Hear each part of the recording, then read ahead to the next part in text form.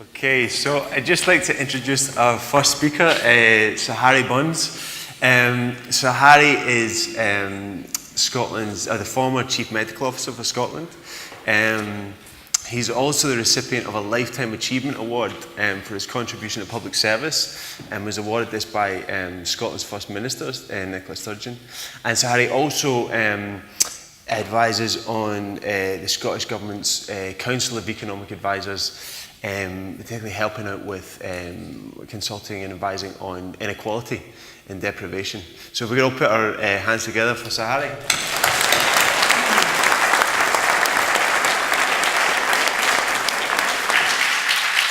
Thanks very much, Michael, and thanks very much for the opportunity to be here. It's a real privilege to be here, not in my usual kind of audience. I guess I can see one or two faces that will have seen some of this before, and if you have, feel free to fall asleep, okay?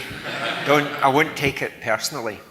So the journey by which I came to the point where I would say publicly that mindfulness is an important part of transforming not just the health of Scotland, but the health of the planet, started 25 odd years ago when I was a consultant surgeon in the Royal Infirmary in Glasgow, operating on people coming from what is arguably the poorest and least healthy part of Britain. Now, surgeons are supposed to be really pragmatic. We don't take no crap from anyone, okay?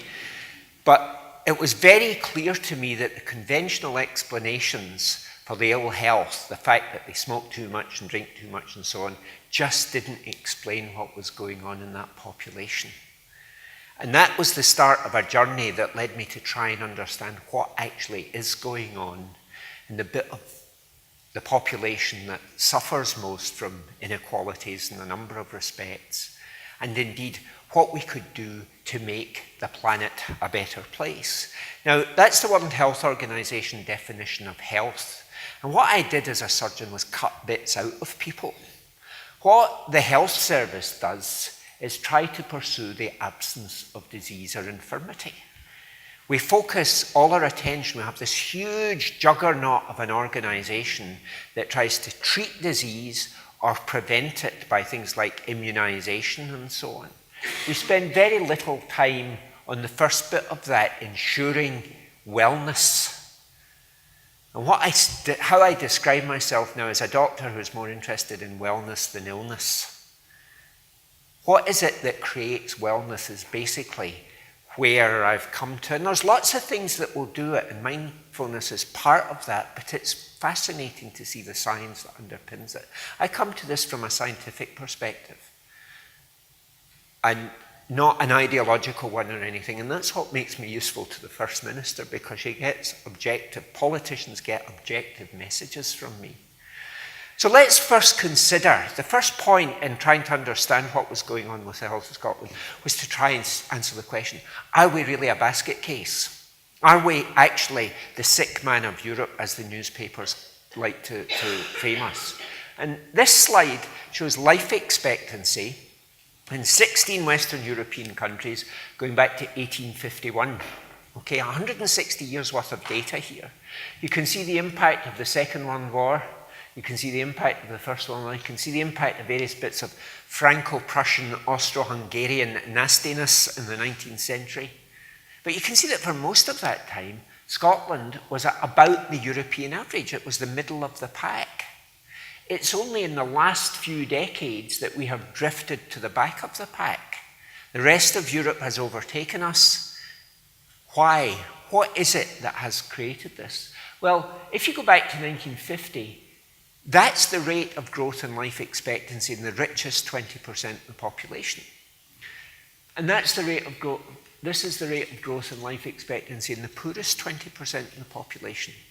If the gap between rich and poor that had existed in the 1950s had been maintained at the same level, our life expectancy would be where we've always been, the middle of the European pack. If you're well off, you've done better than the European average. But fundamentally, Scotland's poor health record, as we see it now, is a function of the health of the poor. And, you know, as when I decided to switch to public health orthodoxy said, well, it's actually poverty is the cause of all of this. And the way in which we tried to improve it was to shout at people. Smoking is bad for you. Still smoking. Smoking is really bad for you. That's how we tried to do it, okay? And in fact, understanding why when you tell someone smoking is going to kill you, when you get the response, what have I got to live for? Why bother? Smoking is the only thing I enjoy. If you're going to get cancer, you're going to get cancer. It's somebody out there that decides your future, not you. You begin to realize it's actually a bit deeper than you think, the drivers of ill health and the poor. So we looked in several ways at what the causes of inequality in life expectancy were. And one of my colleagues at Glasgow University, Alistair Leyland, constructed a thing called the slope index of inequality. What you do here is you take 5-year age groups of the population, men here aged 65 to 69. You plot the death rate, the most affluent people, 1,600 deaths per 100,000 population here, 4,000 deaths per 100,000 population here. And you plot it like that. You see there's a gradient. You know, if you're just slightly less well off, you've still got higher mortality. And so on all the way down. It's not down there and suddenly it goes up. It's a gradient. And if you subtract the best from the worst and divide by the mean, you get this figure, okay? A 45-degree slope in inequality across the population, roughly equivalent to a slope index of 1. And if you do that across the whole population, this is what you get. You get a huge jump in inequality from about the mid-teens, aged 15, and it's high up until about 50. And then it goes down. Inequality is not a function of old people. It's a function of young people, young working age people. They're the ones who suffer most from deaths prematurely. And you can begin to tease out that because folk think, well, most folk die of heart disease and cancer. It must be heart disease and cancer that's causing inequality. So let's look at heart disease. What you do is you take 5-year age band of, this is heart disease, heart failure, heart attacks, plot it across the population from rich to poor, and subtract that from the total population and plot that. And this is what you get. Heart disease doesn't cause inequality. Heart disease barely touches this age group that experiences the most steepest rise in inequality. So what is it that's causing this huge spike in inequality in this age band? Well,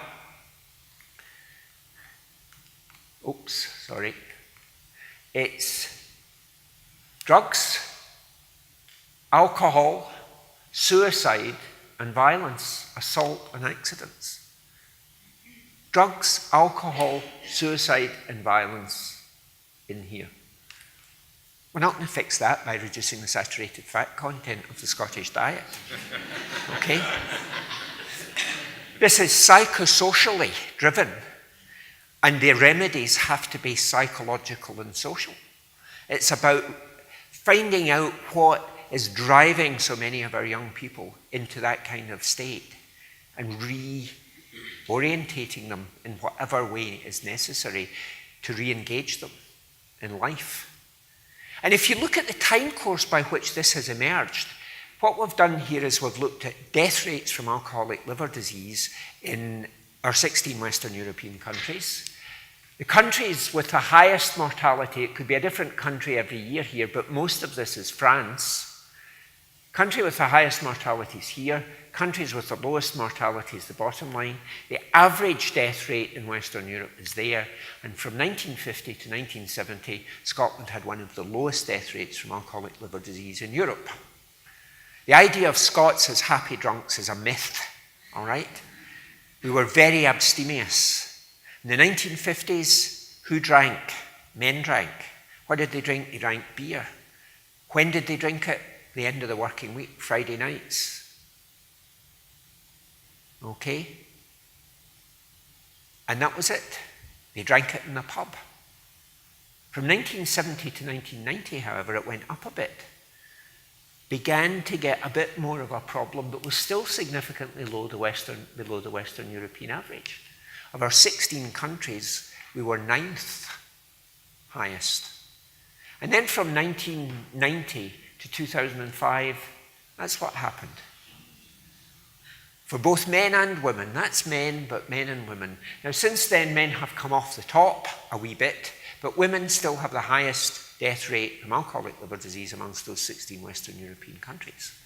Why? Well, who drinks now? Everybody drinks. What do they drink? Everything. When do they drink it? All the time. Where do they drink it? Everywhere. All right? Our whole culture has changed. Things have emerged in our culture that are driving this change in behavior. So what was it about our culture that caused all of this? Well, the decades before this emerged, we saw a collapse of industry. We saw a collapse of jobs. If you were a riveter in the shipyard, which employed hundreds of thousands of men in West Central Scotland, you were somebody. That was a skilled job. You had meaning in your life. And then the jobs all disappeared. And all these men failed to get meaningful jobs ever again. If you had real skills, you could take them away, go to other places. But we saw men from having real jobs that gave them status in the community suddenly finding themselves unemployed. And at the same time, we were seeing a change to the structure of communities. The houses, the old tenements, many of which had been damaged in the war anyway, were public health disasters. Shared toilets, overcrowded rooms, high levels of TB, high levels of dysentery, even. So they were knocked down. And if you think about the structure of tenements, this is the Gorbals in the 19th century.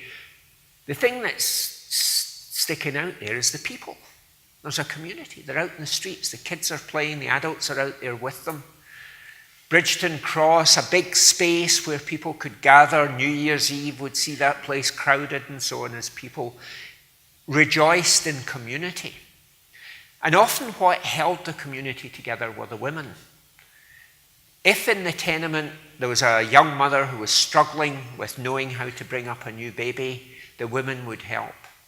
If there was a bit of domestic violence going on, the men in the tenement would sort it out. And then we decided to improve the housing. And that's what happened. People were decanted. The days, well before the days of mobile phones, people that you'd lived beside for 20, 30 years would be spread all over the place. You lost your friendship, you lost your social supports. Communities, poverty appeared, and 20, 30 years later, this is what we got: drugs, alcohol, suicide, and violence.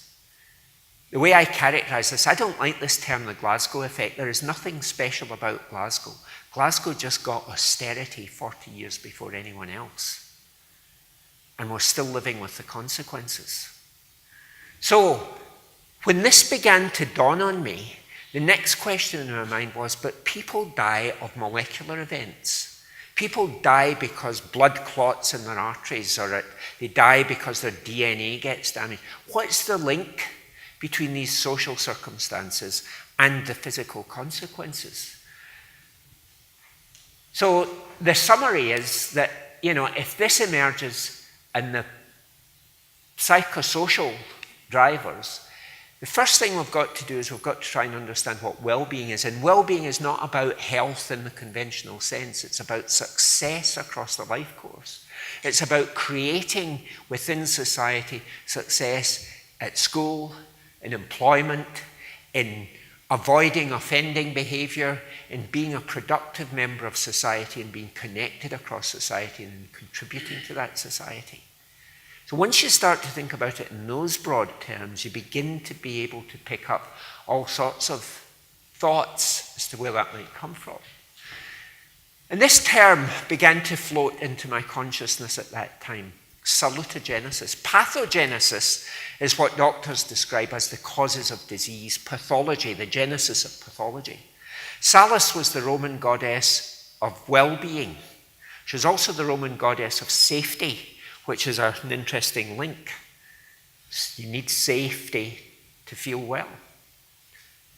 And colleagues a number of colleagues, the term was first coined in the 1970s by a guy I'll tell you about in a minute.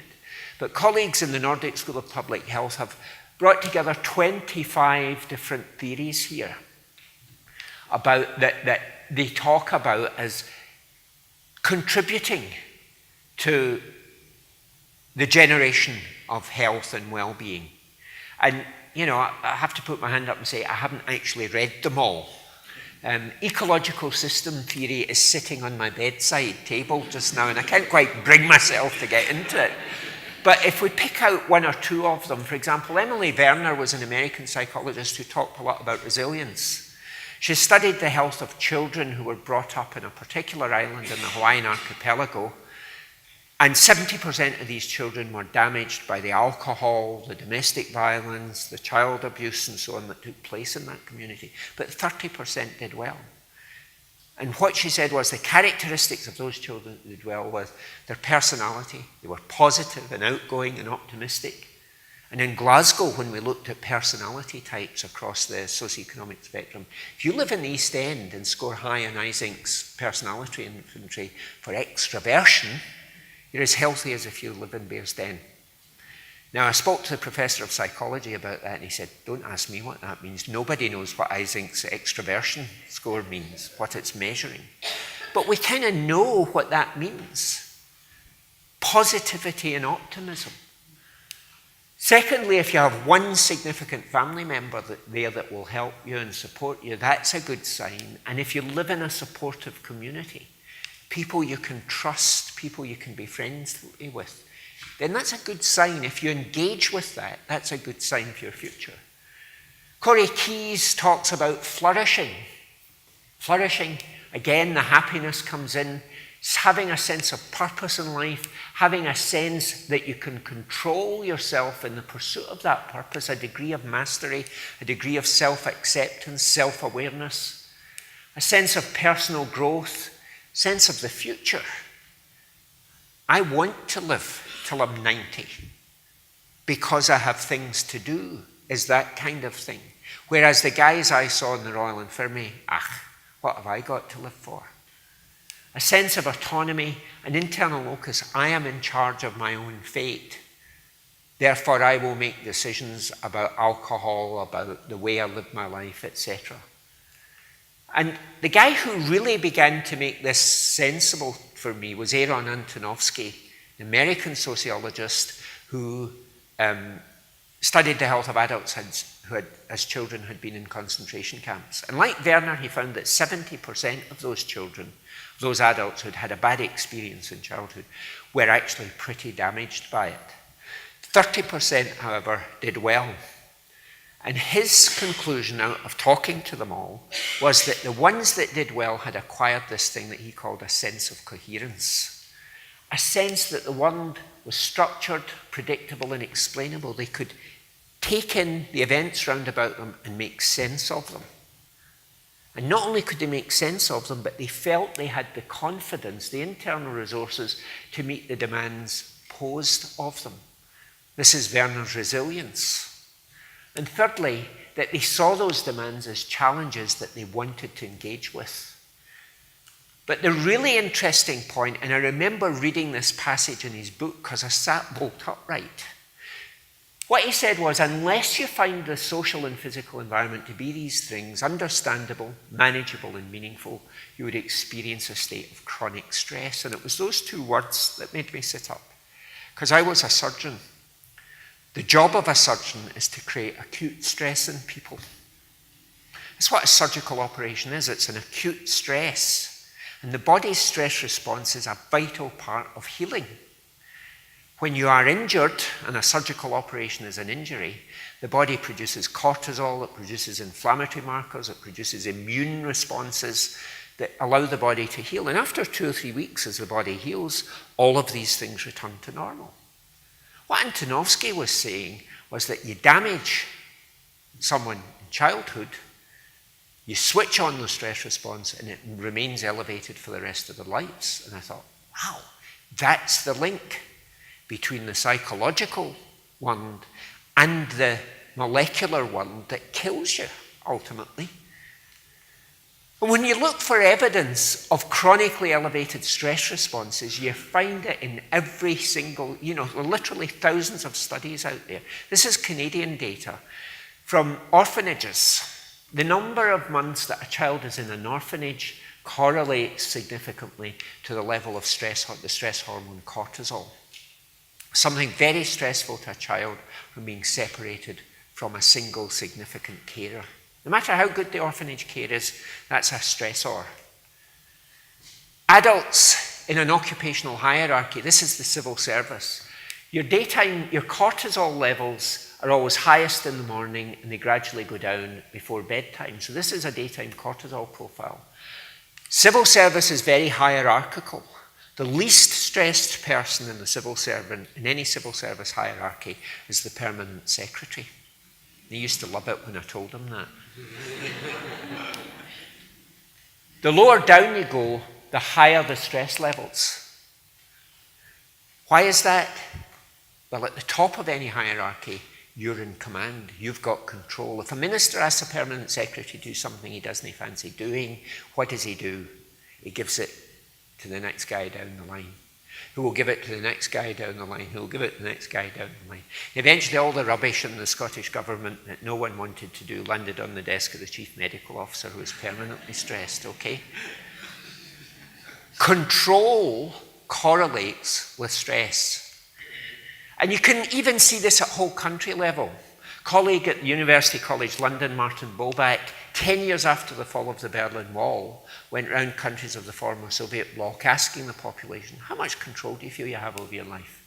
Russians, lowest level of control, highest mortality, all the way down to the Poles and Czechs, high levels of control, lowest mortality. The mortality rate in the most deprived parts of Scotland, broadly equivalent to the Baltic states. And if you're sitting in a house where you don't feel safe, where the drug pushers are trying to nab your children, where you're sanctioned by DWP, where you're worried about the social worker taking your children away, you're not in control. Other people are in control of your life. So what is the mechanism by which this gets turned on? And I see some of you have seen my depressed monkeys before. That's not a happy monkey, okay? The way in this, I hasten to add, I had nothing whatsoever to do with making these monkeys unhappy. This comes from an experiment I saw in the psychology department of an American university. And the way in which they stressed the baby monkeys was all down to the way they let mum feed the baby monkeys, okay? It was all down to the fact that in one half of the animal house, mum would play with the babies, and when baby was hungry, there was food over there, she just went and got it and fed them. The other half of the animal house, they took the food away, took it a long distance away where mum had to go and find it, and she was away for a long time, and she'd fight with other mums to get it. It was all very unpleasant. So if I were to ask you which group of monkeys, don't you answer, you know the answer, which group of monkeys were most likely to be stressed? Would it be the babies where mum found it easy to feed them, or the babies where mum was away a lot and had difficulty feeding them? You would naturally say it was the second group, wouldn't you? And usually at this point I can see who the working mums are, because they're sort of shifting uncomfortably in their seats. Well, don't worry, ladies, it didn't make any difference. The yellow triangles, the green triangles here are the stress hormone levels in the babies where mum found it easy to feed them, and the yellow triangles are where the mum found it hard to feed them. They're the same. But the red triangles are the stress levels in the babies where the feeding pattern was changed randomly from one day to the next. It was not mum being there or mum not being there that was the problem. It was not knowing. Inconsistency stressed the babies. And if you think about it, when a baby cries because he's hungry, mum feeds him, picks him up, cuddles him, talks to him. Stress resolved. But if, when a baby cries, sometimes he gets fed, but sometimes he doesn't because mum's drunk, or under the influence of heroin, or mum just doesn't know what to do and is stressed by this crying baby and slaps him or whatever, that's the equivalent of this situation. And baby learns, The world is not structured and predictable, and he has no control. So the stress response, which is the body's defense mechanism, is upregulated. He has to survive. And indeed, when you look at the brains of these developing monkeys, I couldn't have done this experiment or taken these brains out. No. Colleague in New York who's coming to Glasgow the week after next, I think, a guy called Bruce McEwen, speaking in the Glasgow Centre for Population Health series of lectures, has looked in close detail at the brains of stressed young animals. And what he shows is that the brains develop differentially in three key areas. The prefrontal cortex, which is the bit of the brain that allows you to see the world as structured and predictable. It doesn't grow such dense connections. And therefore, functioning of that bit of the brain is reduced. Similarly, the hippocampus, which is the bit of the brain that allows you to learn, to integrate short and long-term memory, doesn't grow such dense connections. But the critical thing here is that the hippocampus is the bit of the brain where you develop cortisol receptors. And if it doesn't grow so well, you get a lower concentration of cortisol receptors, and that allows the stress response to be upregulated. That's the mechanism. Well, it's not quite the mechanism. We now understand fully the mechanism. The amygdala is the third bit of the brain that changes, and it's the bit of the brain that lights up on spectroscopy, MR spectroscopy and so on, when you are stressed. It's the bit of the brain that governs emotional activity.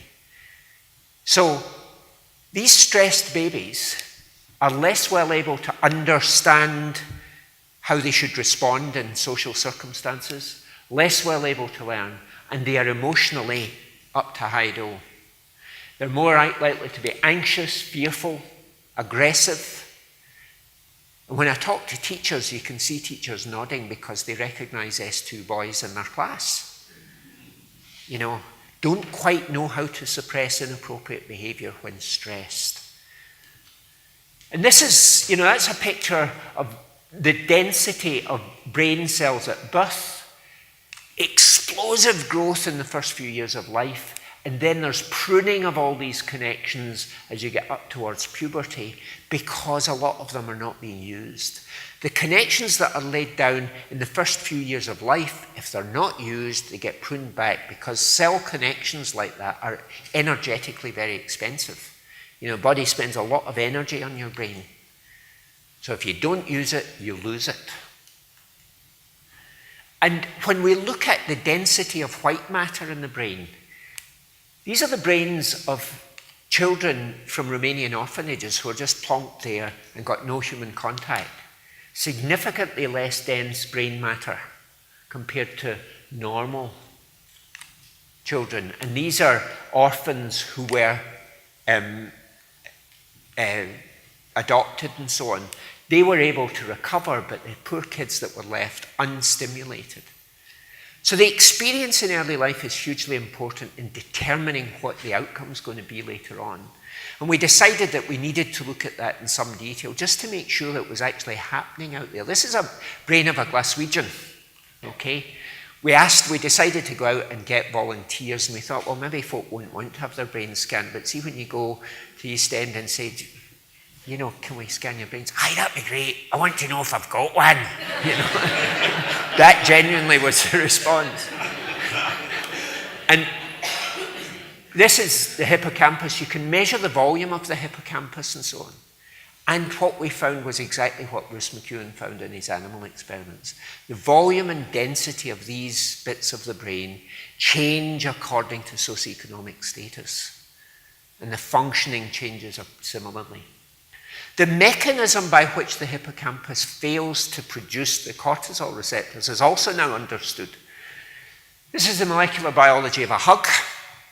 This is what happens when you hug babies. It's probably what happens when you hug me too, although that might depend on who's doing the hugging. When a baby feels comforted and safe and nurtured, he produces a neurotransmitter from his brain cells, 5-hydroxytryptamine, also known as serotonin. It's released into the bloodstream.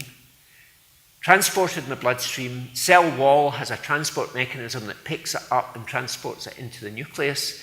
This is chromosome number 5, and guess what?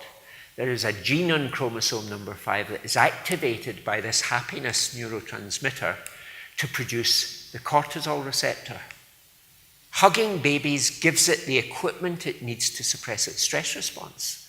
Failure to nurture effectively is what drives that increase in stress throughout the life course.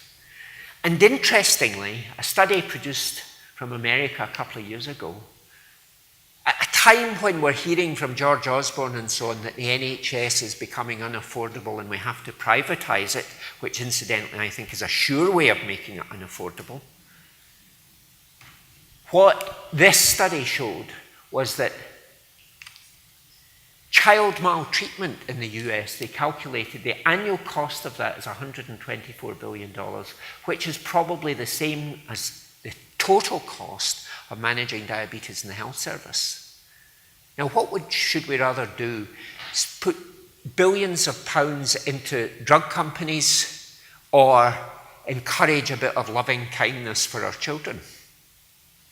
I think I know which would be better, because the other thing is the loving kindness for our children will stop a lot of them becoming diabetic, because the evidence of that link is also understood, and I don't have time to go into it, but it's all due to inflammatory markers and so on, and we know that things like meditation reduce levels of inflammatory markers. Other countries are finding the same thing. South Island of New Zealand identified a cohort of 1,000 children that they've followed up since the 1970s. A subgroup of those children were identified as living in chaotic circumstances. 40 years later, those in the at-risk group were more likely to be unemployed, have criminal convictions, experience teenage pregnancy, be substance abusers, and have early signs of type 2 diabetes. And they took that data, and one of the things they measured in the children was self-control. Self-awareness, the ability to suppress inappropriate behaviour. Self-control goes from low levels here to high levels, and these were indices of well-being and substance misuse. The low self-control kids were the ones with the highest level of social problems. In America, I can go back. In America, the Adverse Childhood Events Study, carried out in California, in middle-class Californians, not poor Glaswegians, asked 17,000 of them their prevalence of 9 different types of adverse event in their early life. And what they found was that kids who experienced 4 or more of those adverse events were 8 times more likely to become alcoholics, 12 times more likely to become narcotic addicts compared to children who had no adverse events in early life. Boys who experienced physical violence were 8 times more likely to beat up their partners when they grew up, 4 times more likely to be arrested for carrying weapons. Drugs, alcohol, suicide, violence, intergenerational transmission of adversity. And that, I would argue, is probably what underlies what we're seeing now in West Central Scotland, given the collapse of our coherent society that existed up until the 70s. That is the profile of heart disease, cancer, and drugs, alcohol, suicide, and violence in the Adverse Childhood Events Study. And I've kind of cheated here because the y-axis is slightly different in both these, but that's the profile in Glasgow. It's scarily similar. So, how does this come back to mindfulness and meditation?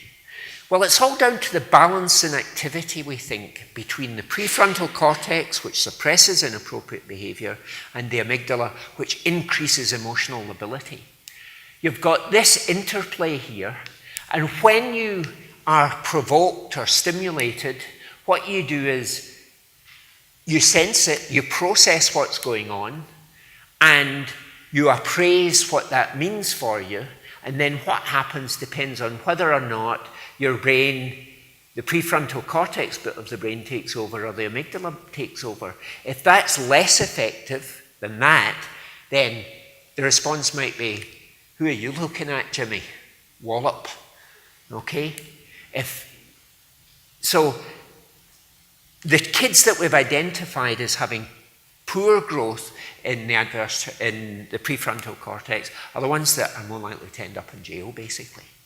Ones that are more likely to end up with failed lives. And this all depends on things, a whole range of other markers, whether or not your sensations are disturbed by alcohol, social factors, your perception of what the aggression is, and so on. So that balance is really important. And a lot of this stuff, this is a very famous American patient, a young man, Phineas Gage, who worked on the railroad in the 19th century. And his job was to blow up rock in order to drive the railroad through. What he would do is he would drill into the rock, put some dynamite in, and put a tamping rod in on top in order to make sure it was pushed down. And one day the tamping rod caused a spark, and this metal bar blew up through his cheekbone, right up behind his eye and through the top of his skull. And he survived about 12 or 13 years after that. But what happened was his prefrontal cortex was damaged because the rod went right up in the space between the two bits of his brain and damaged his prefrontal cortex. And the literature explains how his personality changed. He was a nice guy beforehand and he became not such a nice guy afterwards. It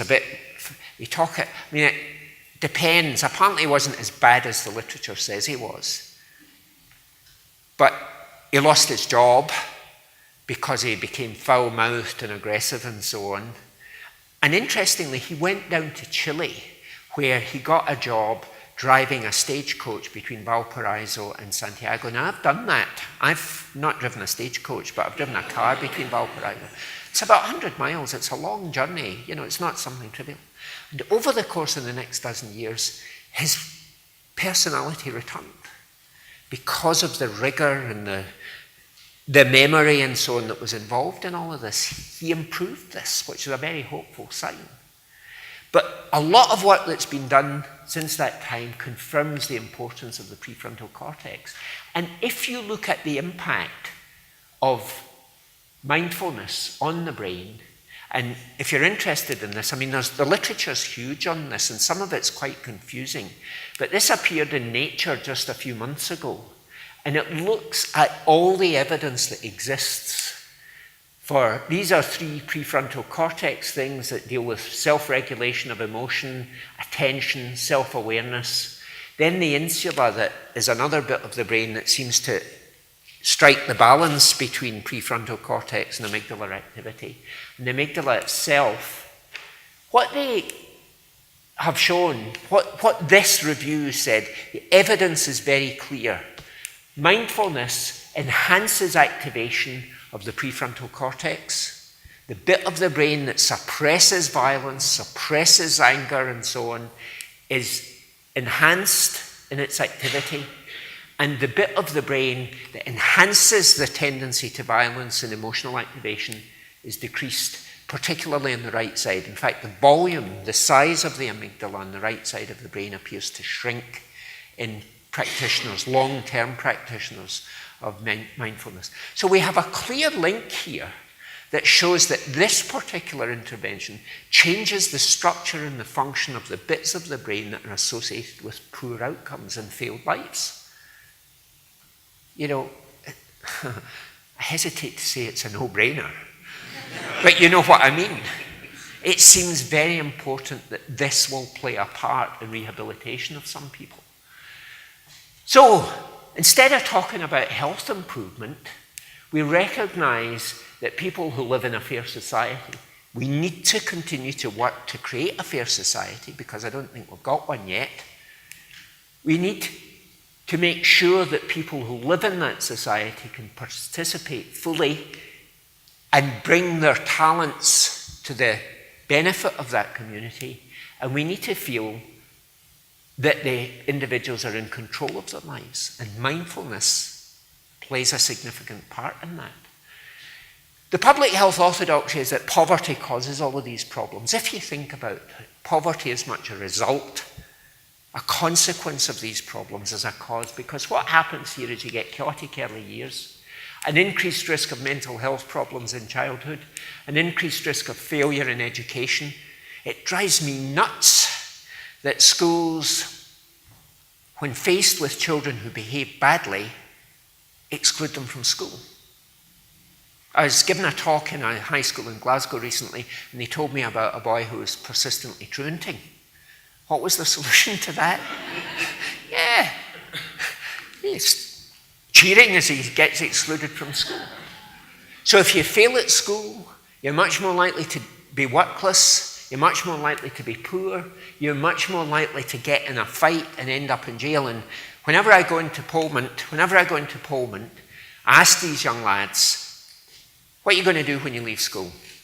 And the response is, I'm not going to get a job. I've got a disclosure certificate. Okay, what are you going to do? I'll sit at home, I'll drink, and I'll watch telly. And what they never say is, I'll get the girlfriend pregnant. And suddenly the cycle is repeated. Alienation is the problem, and bringing people together again as an important part of the community has to do that. And mindfulness allows them to recognize that and to behave in ways that bring them together. So just to finish with a couple of guys who I think have been quite inspirational for me in showing how this can be done. This is Father Greg Boyle, a Jesuit priest who 20 years ago went off to South Los Angeles, a parish there where the local policeman told him he would be dead within a week because the Latino gangs would kill him. He went out and connected. He just walked down the street and said hi to them and asked them their names and got to know them. And he quickly realized that the problem was disconnection, alienation. So he asked this guy, his friend who was a film producer, to buy him a disused bakery that was in the area. And Homeboy Bakeries was formed. And within a couple of weeks, he had to start a second company called Homeboy Tattoo Removal, because the gang tattoos were causing problems. So he got a plastic surgeon friend of his to gift him a laser and teach a couple of these guys how to remove tattoos with the laser. And Homeboy Industries is a big deal. And last year he came to Glasgow, the invitation of the Violence Reduction Unit. I had the privilege of taking him to a school at lunchtime to talk to the kids. And he said one thing that really resonated with me. What we need is a compassion that stands in awe at the burdens the poor have to carry, rather than one that stands in judgment at the way they carry them. Compassion and care for others has to be at the basis of a lot of this stuff. And the other guy who made a big impression on me, and another one of many who had a big impression on me, was Terry Waite. Imprisoned for 5 years in Beirut. For 5 years, he never saw another human face. He was in his room, blindfolded. Whenever he heard his jailer coming in to put the blindfold on. And I had dinner with him a couple of years ago, and I laughed for 2 hours. A man without a single bit of bitterness at his experience. And interestingly, he said, when he was put in this room, first of all, he made a pact with himself. There would be no recriminations, there would be no what if. And in essence, what he was talking about was achieving a mindful state. Although he didn't describe it as such, but it was clear that he was just acceptance of where he was and what he was doing. And amongst the many stories he told me was the one where he hadn't read a book for 2 years. And he persuaded his jailer to go and get him a book. And he was all excited. The guy said, right, I'll bring a book the next time. So when he heard him coming, put the blindfold on, he heard the book being slammed down on the table, and he went out and he took the thing off. And he said, yeah, I picked the book up, and it was The Theory and Practice of Breastfeeding. So what he did was he drew a wee penguin on a piece of paper and said, go into the bookshop and get me any book in English that has this penguin on it, and I'll be fine. What he said was, when I asked him, how are we going to fix the Middle East? What he said was this: at the end of the day, love and compassion will win. That whole ethos seems to me to underlie what we are trying to do in not just changing the west of Scotland, but changing the world. You know, if we are going to change the world, it starts with you, where you are today, doing something simple for someone that might then go on and do something bigger for someone else. And if you've ever seen the movie Pay It Forward, then that's probably what we're trying to do. So I would argue, don't be shy. Do something for someone, even although it might seem a bit difficult. You think, oh, why am I doing this? Because you just never know what the outcome might be. So, final word, be brave, but don't forget the hugs.